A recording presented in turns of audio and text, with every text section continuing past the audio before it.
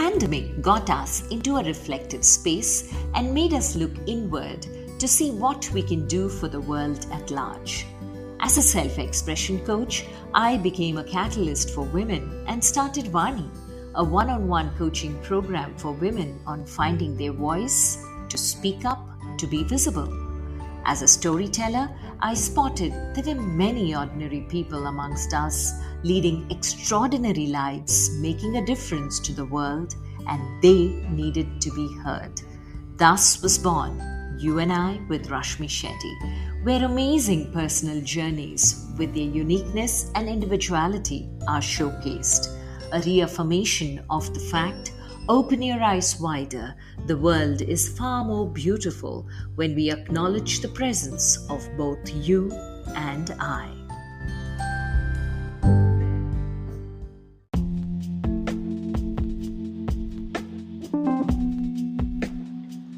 It was Earth Hour last Saturday, the 25th of March, and on the podcast today, we have one of the most nature friendly and successful entrepreneurs in Bengaluru for a conversation. Sustainability is his middle name. His ability to successfully manage a juice business with no pile up for the landfills has become his trademark. He does not serve the natural juices in paper or plastic cups with straws. In fact, he has no single use plastic in his juice center or even distributes tissue papers. Eat Raja has proved it is possible to be zero waste, sustainable, and still be successful in business. Career wise, he has an interesting mix. An engineer who went on to become a popular radio jockey and then moved on to become an inspirational entrepreneur. A very interesting example of listening to the voice in me.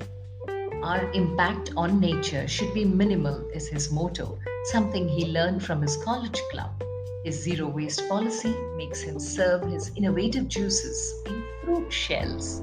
From watermelons to banana peels, his cutlery is natural. A trend that initially found criticism today is what makes Eat Raja exclusive and appreciated for his nature friendly serving style. He stayed put with this idea and today not only has franchisees locally but is busy looking at inquiries globally too. Innovation is hallmark. Engineering the fruit shells, his trademark, and he's trending on social media. Listen in as Raja shares his journey from a brat of an all rounder in school to life lessons he learned in college to running a business successfully and meaningfully. Our zero hero believes that sports made him who he is. You win some, you lose some, is his attitude to be successful. He says, after completing 1,800 plus days in his business, his mission is successful and he's going strong every day. This interview has taken a year, Raja. So I think a lot of coincidences in play. The universe has put us together for this conversation. So welcome to You and I with Rashmi Shetty. Thank you so much, Rashmi. I feel privileged, honored to be on the show with you. You and I with Yes. Rashmi. Yes, and You and I also stands for the uniqueness and individuality each of us carries. Oh, wow. And the whole purpose of this conversation is to explore your uniqueness and your individuality, where they came from, and a lot of it begins in childhood. So Yes. today you have a huge Instagram following, and you are well known in Bangalore as Yes. the juice person, popularly called as Eat Raja. That's right. And when it comes to youngsters, they love the way you serve the juices. Yeah, definitely. Yes, and do the Eat Raja that you have become. I want to know what Little Raja is like.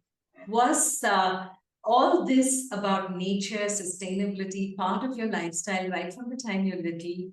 And how did the journey progress from Little Raja to the Eat Raja slash Travel Raja that you're famous as to?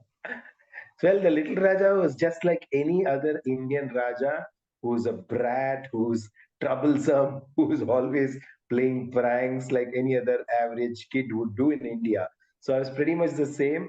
I really did not know what sustainability was or what was being eco-friendly back then when I was a child. Because at that time, none of us were really, I mean, or maybe situations weren't that grave as it is now. So now I feel there's an increased consciousness about what's happening around us. Back then, maybe 30, 40 years ago, it wasn't really that concerned. I mean, Bangalore was still green, less pollution. We didn't have mobile phones, so we were playing around with chit chatting with friends and with the grandmas, grannies, and all of that. So that was how a typical childhood of any 80s and 90s person would be from Bangalore. So mine was also pretty much the same. I used to go every Sunday. We used to go swimming. We used to play cricket. We used to climb up mango trees, pluck mangoes. Oh, summers used to be so much fun. We all used to be out. Like we used to live in a compound, like which has about 15 to 20 houses. So we all used to get together in the night, chit chat, and we used to play in the night, especially when there were new moon days. And we really loved. So much of bonding was there. Maybe because none of us had mobile phones back then, so we had a lot of time to spend with each other, and that's how my childhood was also. But the sustainability part of it, or anything that's got to do with eco-friendliness, came to me the day I joined my college, BMS College of Engineering. And I credit all whatever I'm doing today to my college and my college seniors who got me introduced to zero waste, minimalist lifestyle. Oh, wow. Okay, so before you got into engineering, so how were you as a student? You said you were a brat, Yeah, but you said you also did engineering. So were you a yeah. very good student at school? I was a very good student. In fact, in my school days, I'll tell you what the irony is later. Okay, in my school, I was a topper. I was also good at sports. So I was also the class monitor. I was the house captain. So I was like, name it, I'm always there. And I was always the kind of a person who's the A-lister. So I Wow. had a great schooling. Although it was a very small school, I had great schooling. I was the captain of kabaddi. I was the captain of Coco. I was also the captain of my house. I was a topper. Only I'd mathematics I used say to always. such a special student is teacher's pet for sure. Were your Yeah, friends jealous yeah. of you? Not really. Actually, I was quite popular in my school days also. So I wouldn't say fan following, but there were a lot of people who used to like me a lot because my parents actually never really went to school. So, but they made sure that I go to school and I pick up all the right habits. So I'm so happy that my parents got me schooled at a. It was a very average school, but they ingrained as the right values is what I feel. So it Wow. was a very poor people's school. I still remember we still were not able to pay fees, although the fees were really less in schools. And schools were very accommodative back then. And it was very, very sweet, very nice. I mean, we never felt like it was a school meant for business. It was a school meant to impart values. I still meet my teachers, and I'm so happy. We have had some of the best teachers who taught us in the school too. And I was a brat. I was good at studies also. So basically, I was an all-rounder in my school. But everything changed when I joined engineering. You'll not believe the same guy who was a topper in school actually double dropped, as in I lost 2 years continuously in engineering. And then I also made a very failed attempt to copy from somebody else's paper during my engineering. And then I got debarred for 3 semesters. All those things have happened in my life, all ups and downs. And what changed, Raja, from school to college? Nothing much. So the fact that I had joined engineering and it was one of the best colleges in Yeah, India. I yeah. was very excited, and I had taken a branch which was not the same branch that I wanted. So I was not half interested. So I was doing mechanical engineering, and then the last semester, that is the last few days before we move on to the next year, is when I got a branch change, and I got into medical electronics. Okay. Medical electronics and mechanical were like North Pole and South Pole, so they had no connection. So I could not prepare for the exams well, and I had to flunk. And after that, again, one more year, I continuously failed because I couldn't clear the subjects. So that was a sad part. But I got to spend a lot of time in college. So I'm happy. Yeah, I had an extended college life.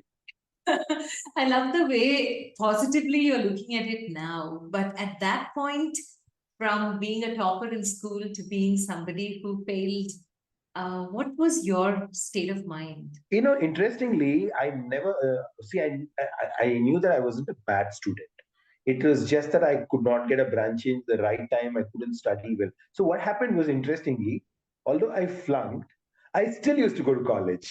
It's very, very interesting to know because I felt I am coming to college to gain knowledge, not for attendance or not for anything else. So I used to tell my teacher, and none of them really stopped me. Although I had flunked and I had a year back, I used to go attend all the classes because I said, I really want to study. I mean, I want to understand these subjects. Anyway, it's just a matter of another 6 months and I'll be back in college. So if I come and attend the classes now, I would be better prepared, is what I had told them. I still remember that. After a while, I kind of started feeling out of the place because everybody's name was being called, but my name was not there on the rolls. Yeah. And it used to make me kind of uncomfortable. And many new teachers were joined. They were wondering as to who is this guy whose name is not there on the roll and he's yet attending the classes.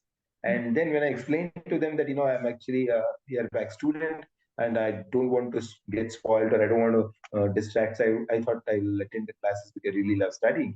Nobody really said, no, you shouldn't sit in since you've not paid fees, nothing of that sort. So I said, like, oh, nice, okay, I said, that's all. But somewhere after some time, I pulled myself out of the classes too because it was. I mean, there were many times that they had field trips, and they said, "Okay, you guys, okay, you form a team, and you guys go there." And then I was like, "Okay, where do I belong now?" because I'm not part of this class. Yeah. So those kind of things made me feel a little bad. But then I went back and then I studied again, and somehow I managed to clear my engineering. But I still keep going to college. In fact, next week again I'm going to college. So every now and then I'm like I've never really felt that I've graduated out of college. I'm still friends with all the present batch students. Of course, all my HODs, my principals, everybody is still friendly with me. They're very happy. They're very happy to see me uh, being one of the worst students to doing something great in the radio and then switching career from radio career to something totally never expected, that is zero waste. Yeah, yeah. I go back to take classes also now in my own college. This is such a beautiful space here in Raja. You meet a lot of college students. Yeah. You most of I saw most of your reels, and all of them are with the youngsters. But today, because of social validation, the social media, students go to the extent of committing suicide out of the fear of failure. And many of them who actually succumb to suicide pass, they get good grades. So, such a moment where failure is such a delicate part of growing up in student life, what would you like to tell the students who are attempting courses like engineering, which is tough? After school, engineering would be a tough course, or medicine, or any course for that matter, would be tough enough for an average or above average student. So they just need to work a little harder, and failure is not the end of life. So, yeah, what would you want to tell them at this point of time? Look at me. That's exactly what I would like to tell them. I was once a topper. Then I flunked engineering 2 years continuously. Then I tried copying because I felt that, oh, I am a topper. I can't, fail. So I managed to copy and then I got caught. I got debarred. Then I learned a lesson, very important lesson in my life.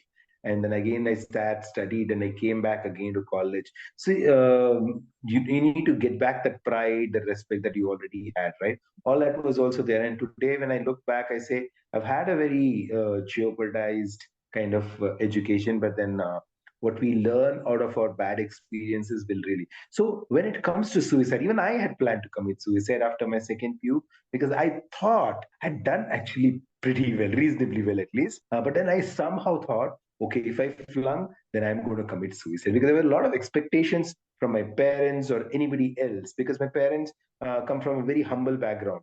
So they had a point to prove to all their relatives, my father's side relatives and mother's side relatives, that although we don't have money, although we don't have a lot of property and stuff like that. We will make sure that our kids are educated well. And I was thinking, what if I flunk in my second PUC? How will I show my face? And I had also thought, okay, I'm going to commit suicide. But none of those things happened because the way how I was trained. It's important that most kids learn at very young age to fail. If they don't fail and then succeed, they'll never be able to tell themselves that, yes, one day I failed, one day I will succeed. And that comes only from sports, is what I strongly believe. Because in sports, like we all know, India plays Pakistan, India plays England. Not every match do we win. We win some, we lose some. These are all golden codes given by so many people. We just need to strictly believe in them. So today is a bad day, tomorrow is an excellent day. Day after tomorrow, we don't know we're going to see that day or not. So all those kids, like today, I saw the 10th standard exams started. I Yeah. think second PUC exams just got over. Some of the boys who were working in my shop are also from PUC, so they just finished their exams and they came back to work. So I was telling them, big deal. Even if you don't clear, it's okay, because exams are never the best judge of who you are, what you are. If you don't clear, okay, try something else. So nowadays, I think parents maybe should be more friends with kids to tell them it's okay even if you fail. If you don't like it, if you don't want to clear it, it's okay. Try doing something else. That's how I think parents should be. Unnecessary pressure, like, oh, I have to make my son an engineer, a doctor. These are all tougher subjects and not very easy to study. And there's definitely no point in pushing them to study something that they wanted. Yeah. I think they should allow their kids, anybody for that matter, it's their right to study what they want to study. If they want to study gemology, if they want to study mixology, if they want to do, baking course or make juice course, they should be allowed to do what they love doing. So that would be like a big boon for all the students, because they are unnecessarily going through a lot of tension that, oh, I have to prove this to myself or to my father, to my mother. I feel it's all not necessary. Today, it's a much, much more educated world that we are living in. Back then, maybe 20 years ago, 30 years ago, there was a lot of pressure on all the students to study, study, and we had lesser distractions at that time. So the only thing is either you play outside or you come and study. Today, the kids have so many challenges. They have PUBG, they have Instagram, they have Facebook, notifications coming every other second. So difficult to study. Even if they manage to just get some time to attend classes, that in itself is a big thing. So forget all those things of, they should top, they should be able to succeed. Of course, engineering, medicine are great fields. People should try for it. But if you don't make it, no big deal. The world doesn't come to an end. True, very true. And so, from this engineering stream that you were in, how did RJing happen? Well, thanks to again my school or all the different competitions that I used to take part as a child. So I was an all-rounder in the school. So I also used to take part in Rangoli competition, but I never won.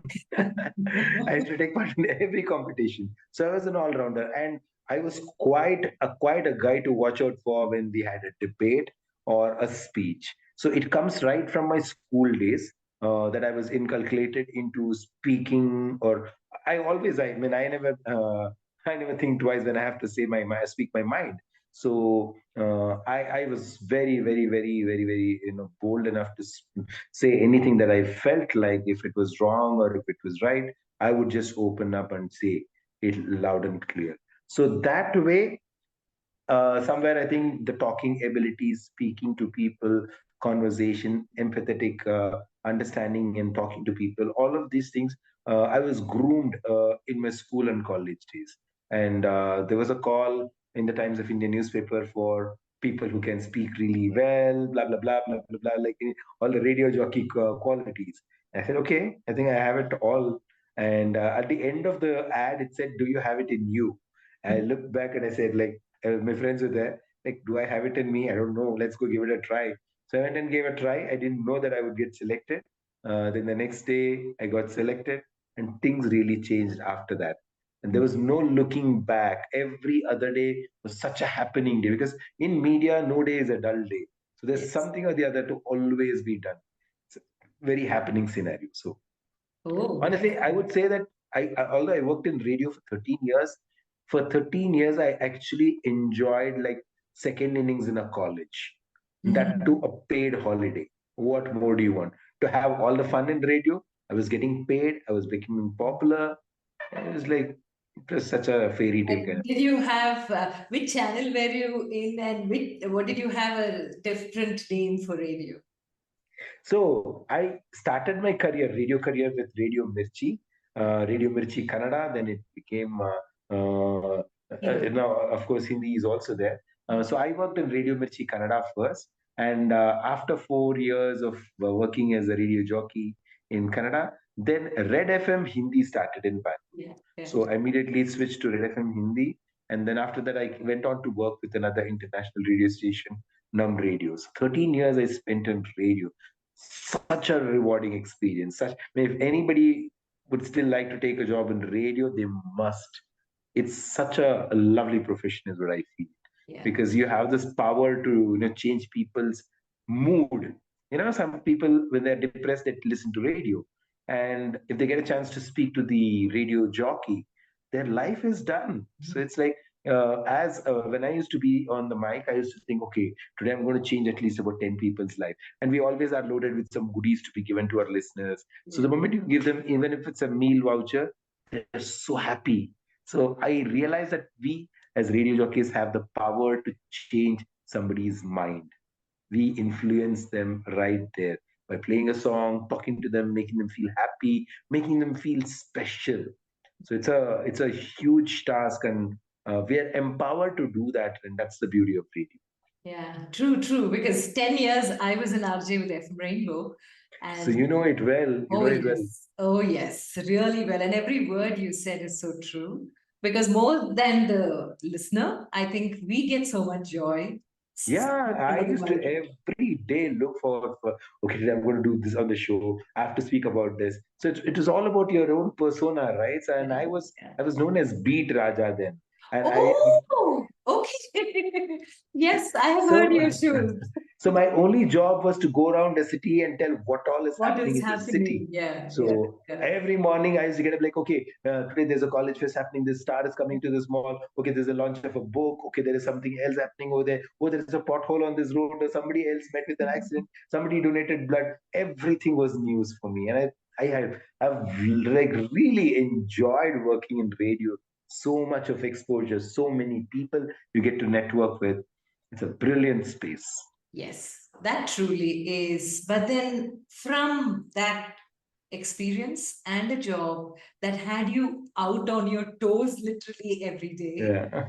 to becoming from Beat Raja, you dropped the B and became the Eat Raja. How Yeah. did that transition happen?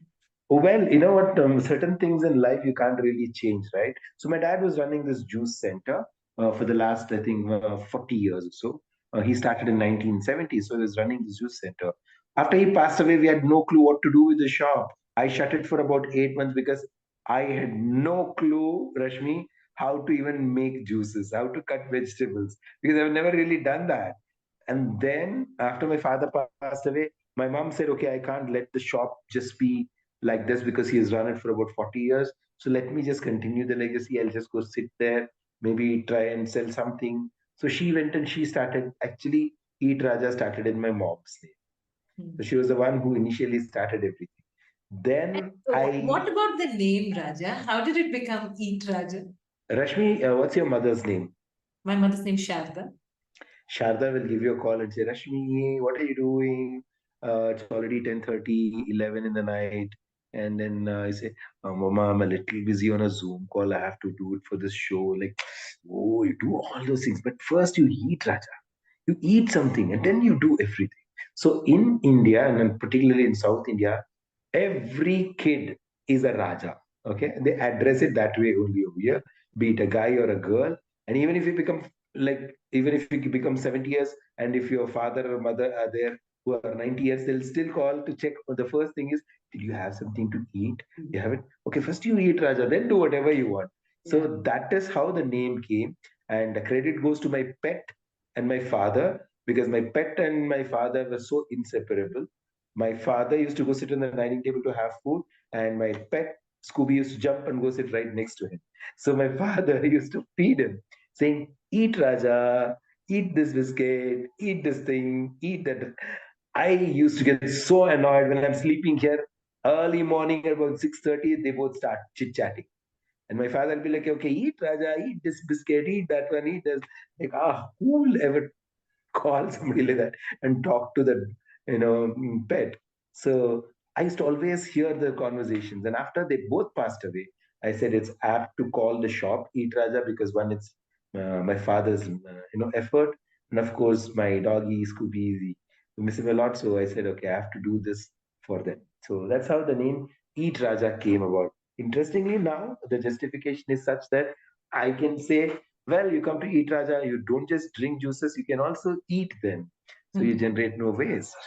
Yeah, yeah, yeah. So tell me how that transition happened. Your mother was going into Eat Raja and managing the place. When? Yeah, I was still in radio at that time. So I was working for an international radio station. So my mom was taking care of the shop. But see, at the age of 70, she started going to work. Can you beat that? When she was always home quarantined for about 50 years, ever since she got married. All that she had to do was sit at home, take care of the kids, and make sure things are all in place when my father comes back.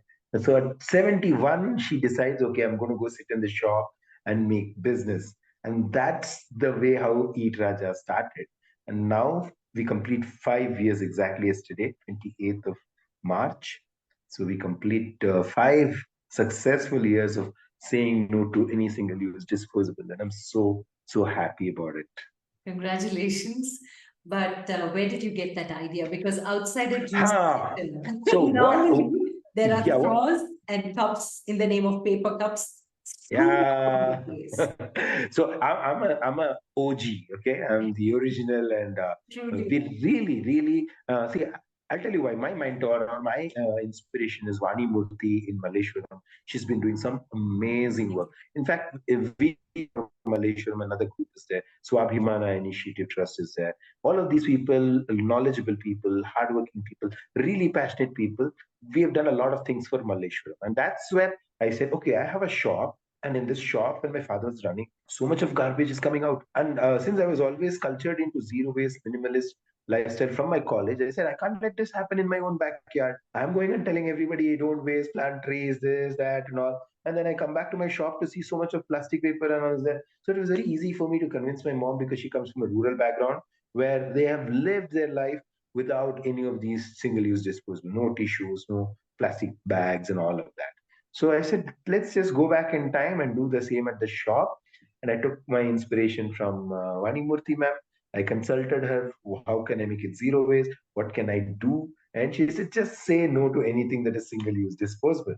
I just came back to the shop, blindly applied that. I said, I'm not going to give you any single use disposable. No juices served in paper cup, plastic cup, no straws given, no tissues, no cola, no pet water bottle being sold. Till date, it's I think 1,800 days till now. Every single day we've gone and said the same. But having said that, people stopped coming, the sales dropped because we had a lot of conditions and restrictions. If somebody, people are so used to drinking juices with straw Mm. that if you ever give them a juice without a straw, they look at you like this, like, चार पैसे ज्यादा ले ले लेकिन straw तो दे दे. Yeah. That kind of an attitude. It was very difficult for me initially to convince people they can drink juices without the straw. But then people weren't really interested. They're like, big deal. It's okay. Yeah, we all know about global warming. We all know about plastic hazard and all that. It's okay. And they used to do that. So I said to myself that I need to change the way how people are thinking.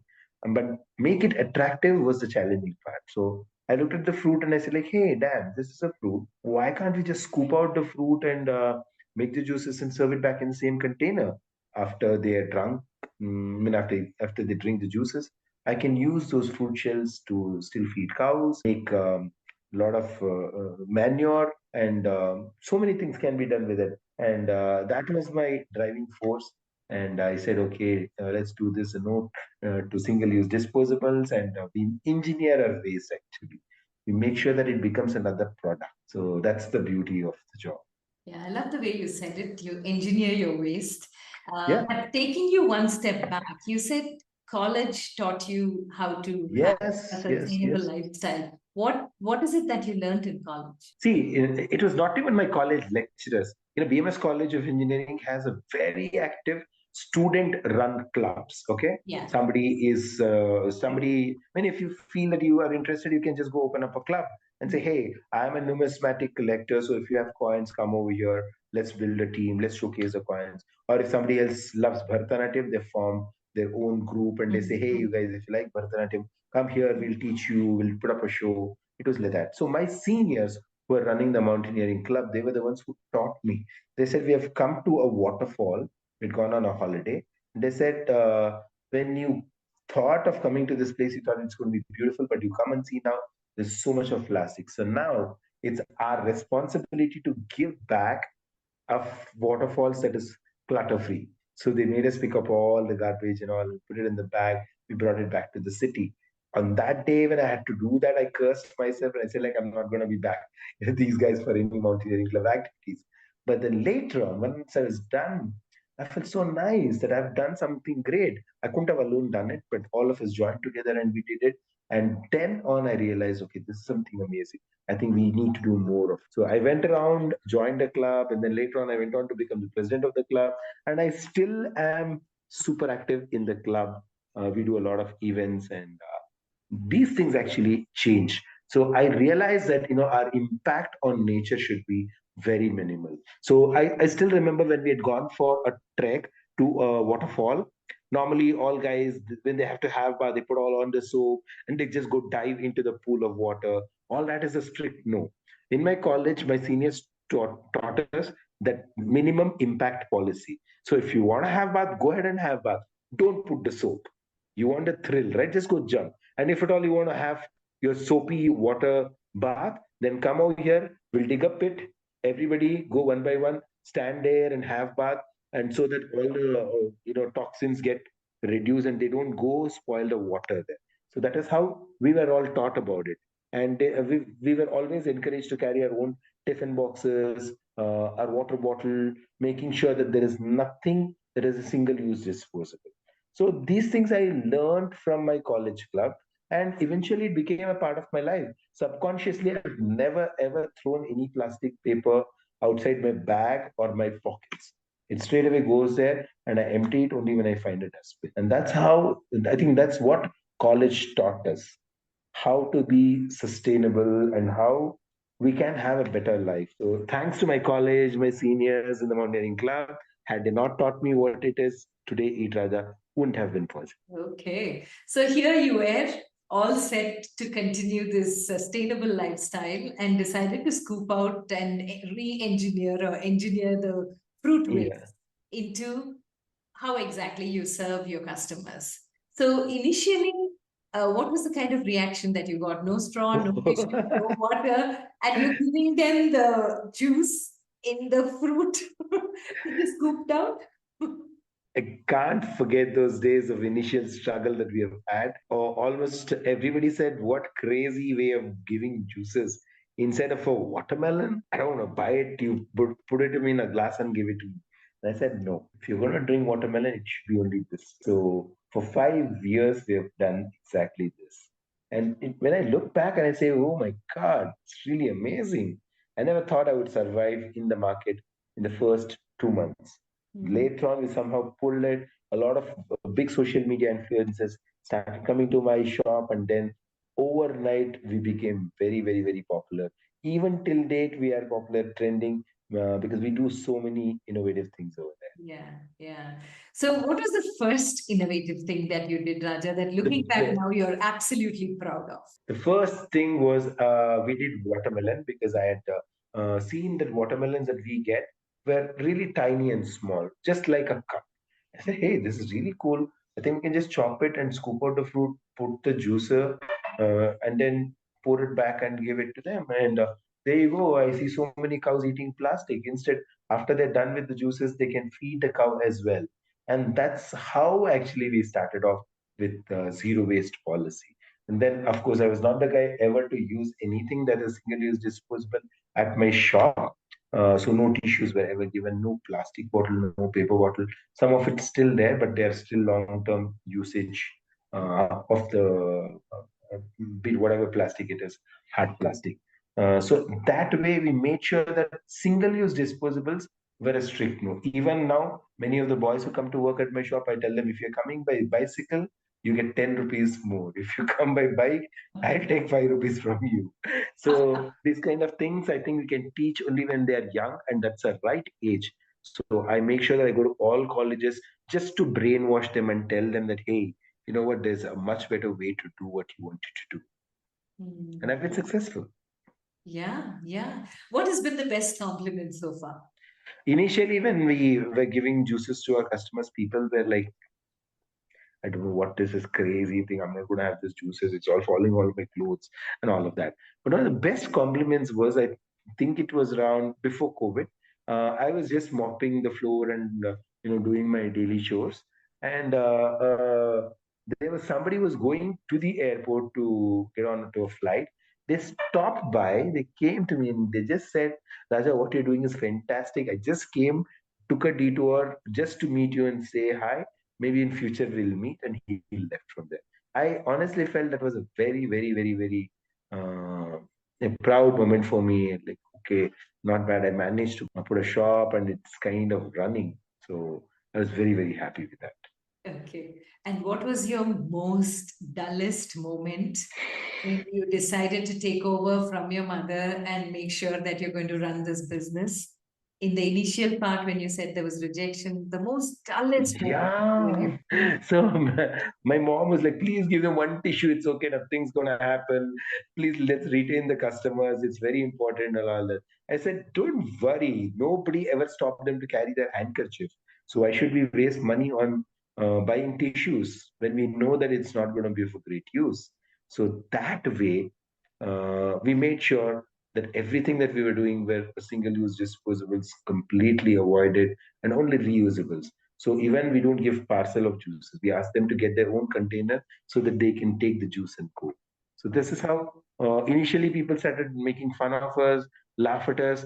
But then as we started becoming popular in terms of media coverage or stars coming out of shop, then it became easier for me to deal with the situation. Like, okay, if it's just a matter of another 1 month. If people are saying something bad about me or kachre ke sath kaam karna and all of that, it's okay. So this is how the mentality of people were who started coming to work at our shop. We successfully changed the way how they think. So those people who initially said no to watermelon juices being served instead of a watermelon, today they wait for not hours but so many minutes to just get hold of that because they know that this is something really nice and worthy. And a lot of my customers are kids. Hmm. Yeah, yeah. And looking back, Raja, what kept you going? What gave you that sense of belief that this is going to work? Because people were not used to being served Yeah. juices in guavas that are scooped out and watermelons that are scooped out, right? Bananas. I saw Yeah. a reel where you scooped out the banana, and I was like, how will he justify a banana to a small guava to a watermelon? How is the quantity measured? And I heard you say that you get three refills with the banana. Yes, yes, And yes, I yes. was like, wow. Mhm. So, what is it that helped you sustain yourself and your mindset at those times when you set out on a journey? I would call it the road not taken, and Yeah. which was a surprise to the world outside. And I'm sure there are more naysayers than people who accepted you. What kept you going at that time? See, every day I used to say, why the hell am I doing this? I'll just quit and go back to radio or do anything else, but not this. It's so difficult to convince people that we will not give juices. They put their hand to see if they have any straw anywhere there, and I would say sorry. And then I openly challenge them. Now you can drink this without a straw. Come, let me demonstrate it to you. Show, join them. A lot of good things we share, even when my customers come and ask for things like parcel and anything else that is single-use disposable. I tell them that there's no need for you to do this. I mean, nobody ever asked you, so why do it if it's not eco-friendly at all? What sustained your mindset? What told you that this is going to succeed? every day I used to feel like giving up. Hmm. But then next morning, the call of, oh, today we're going to do something new used to excite me. And I knew that this was a really tough one. Yeah. And then I used to say, hey, it's so tough to convince people. And I had opened my shop at a place where there's market, garbage, all of it. So it's important to be there. And I actually honestly feel I was the Kichar Ka Kamal because I had almost successfully managed to do this. I used to just look into the mirror and say, "You've done it for one day. You can do it today also." And now, having said that so many times, now we're looking at 1,800 today. So that was my motivation. I said, like, okay, if not today, day after tomorrow, maybe it will work. This is how we started doing. And today, I'm very happy that we never gave up when we had really bad days.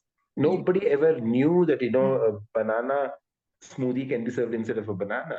Yeah. So I'm so happy that I could think of it and I'm able to run it. There's a huge crowd always outside the shop, which means that our juices are still in demand.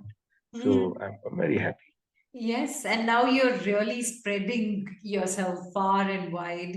So tell us the progress, the growth, and your proud moments. 5 years ago, it was all about just saving that space, making it functional. That's all. Yeah. But then, when my mom took over it, when I quit radio and I joined her to help her around, that's when things started really happening. And once we realized that we become quite popular, now it became an additional responsibility of not doing anything that could hurt the brand name or that could go against what we had already said. So I used to motivate myself, and of course, whenever I had problems, I used to give a call to Vani ma'am or anybody else to see how things can be made better. You always need a shoulder to cry on. It's okay. Yes, So yes, you need to find that one person. It yeah, could be anybody, yeah, maybe parents or brother or friend, somebody or the other. You need to vent out all your frustration and feelings, and then you go back. Your work is going to be a lot more productive instead of true. carrying all the baggages with you of emotions primarily. Yeah, yeah. And Vani is such an amazing human being. So I'm sure you had the strongest shoulder to cry on. Yeah, because I've seen so many deaths also after that. My mom passed away because of COVID. My pet also passed away. I lost my dad much before we started Eat Raja. So, but like I said, being in sports helped me because in sports, that's what happens. Yeah, Some days you win, some days you lose. But you got to keep the spirit high. yeah. And that's what I do Yes, at our outlets. yes, that's so true. Showing up every day. Now, Yeah. So there's this quote, dress up and show up. That's it. yeah, yeah, yeah. That's exactly what you did. Yeah. And in the process, any memorable recognition that you got, which you So treasure many. really close to your heart? Yes, there are many such, in fact, not just one or two. I Yeah, can't I'm sure you got handpick it. and say Yeah. this was the best. But then I got a call from many big celebrities, of course, called me and wished me. They say, I saw your, juice shop and it's amazing. Those kind of things were there. But having said that, a lot of people have supported also.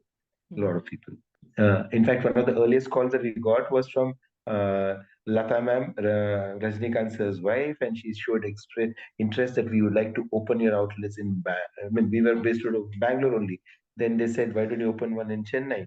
And now today, as I speak to you, I'm also talking to people in UAE so that we can plan to open one in Dubai or Sharjah or any place. So that way, there were a lot of people who supported us, and that's the future also. Now, I hope to give away a lot more franchisees, make sure that things work. That's the plan. Yeah, touch wood, Raja, for the attitude and mindset that you have, and the complete principled way in which ethically you did your business. I'm sure Yeah. the one above is justifying everything. And talking Yes. about reflection and how it's showing, COVID was one time where everyone shut shop and went back home. So, what helped you sustain? So during COVID, what we did was we still were never giving parcels. So we said it's okay, even if we don't run it rather, that should just be fine. So we had kept our shop shut during COVID. And the day we opened up, there was a sea of crowd. People are also dying to have juices, healthy juices. By then, by between the first and second wave, we already had information about how things can be made better, and we just started implementing them. Mhm. So, what are your reflections from COVID, especially as far as life is concerned? What did It hurts, but then I felt I have great company everywhere. Many of my own staff's parents either have had a problem or walking problem, whatever. So it still is there. But the fact that we have done something unique and nobody else can even think of coming closer to us helped me sustain and become a zero hero. and three life lessons from the Zero Hero that you'd like to leave us with? See, one, because we are a zero waste juice bar, I wouldn't, I mean, if I can show you my t shirt, this is my logo. And on the logo, we have already printed our 5 R's, which is first is refuse, reduce, reuse, repair, recycle. These are the 5 things. We strongly believe. In our shop, nothing ever gets wasted. We don't use single-use disposables. Having said that, there is some plastic coming in, maybe because of packaging or maybe because of some sellotapes and all of that. But we have taken it in a very nice way. So all that anybody can do is first make sure that they don't generate waste. You can look at your own self and say, how much waste did I generate today? Oh, so much? Okay. So if you can control that, it's a great thing. And then whatever you're doing, you should love. And if you have love, then nobody's going to question. And of course, hard work always pays. Simple, profound, at the same time doable. So amazing, amazing, Raja. Thank you so much, because all I can think of is what the Dalai Lama had said, that the natural environment sustains the life of all beings universally, and you're contributing big time to make sure natural juices remain natural when the Yes, consumer consumes it. definitely, Honored to definitely. have had you on You and I with Rashmi Shetty. The wait is definitely worth it. Thank you so much, and all the best on your franchisees, your growth, and just may your tribe increase and continue to inspire everyone around. Thank you. Thank you so much, Rashmi. I hope I come back with more such good news and tell you that we've started one in Dubai, one in Singapore, maybe one in America. That's the plan. I really want to go to all of these countries. Hatastu. Thank you. Thank you. Thank you so much. Take care and all the very best. Bye, Rashmi. Thank you Bye. so much. Bye.